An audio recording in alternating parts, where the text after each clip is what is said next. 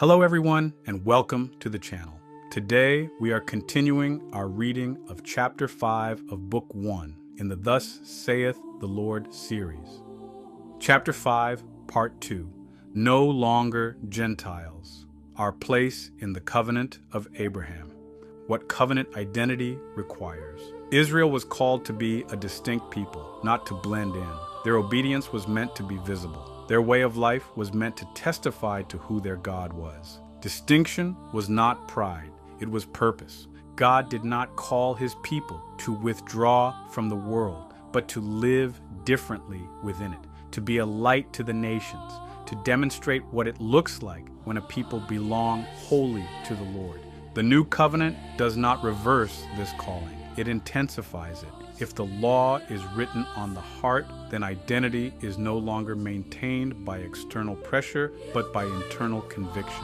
Distinction becomes a natural outflow of alignment rather than a forced performance. The question shifts from what must I do to fit in to how does someone who belongs to God live? This is why Scripture repeatedly connects obedience to witness. When God's people live according to his instructions, they display his wisdom, his order, and his character. Obedience is not merely personal holiness, it is public testimony. A people who live differently declare that they belong to a different authority. Why we feel uncomfortable. The discomfort many believers feel around visible obedience often reveals a deeper issue of identity. If obedience feels embarrassing, it may be because covenant identity has been minimized.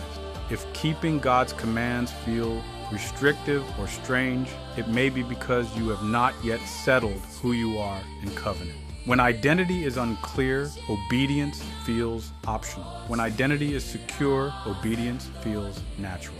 The early believers understood this. They did not hide their covenant identity. They did not compartmentalize their faith into private belief and public conformity. They lived openly as people who belonged to God.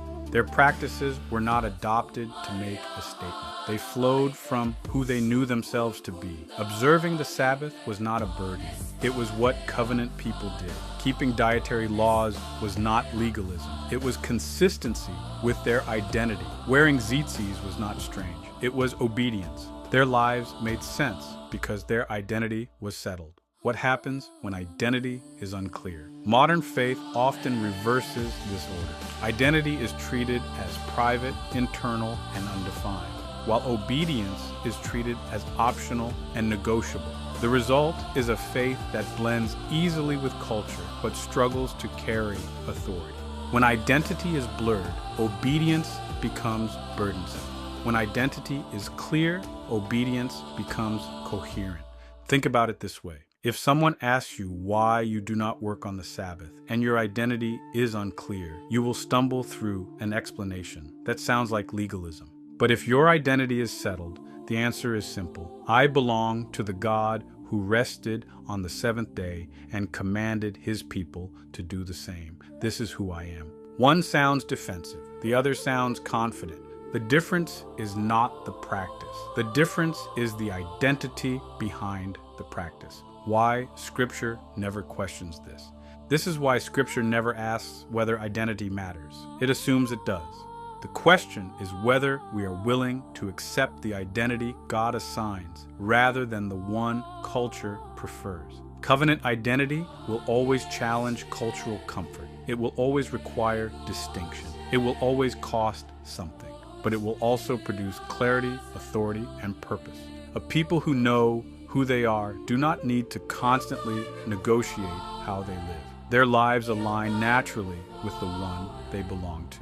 They do not live in constant internal conflict between what they believe and how they behave. The two are integrated. This is what the new covenant promises. Not just forgiveness, but transformation. Not just a new standing, but a new identity. Not just salvation from something, but salvation into something, into a people, into a covenant, into a way of life that testifies to the reality of the God we serve. What this chapter is really about. This chapter is not about adopting practices prematurely. It is about settling identity correctly. Because once identity is clear, the question of obedience no longer feels oppressive. It becomes inevitable.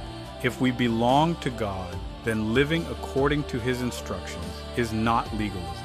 It is consistency. If we are grafted into the covenant with Abraham, then walking in covenant faithfulness is not bondage. It is alignment. If we are no longer strangers, but members of the household of God, then living like we belong makes perfect sense.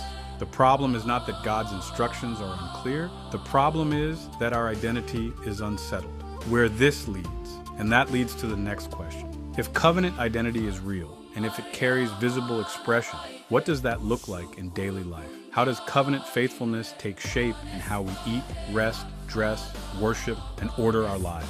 These are not theoretical questions. They are intensely practical ones. Because if identity determines behavior, then we need to know what behavior flows from the identity Scripture has given us. Not what feels comfortable, not what blends in, but what Scripture actually teaches.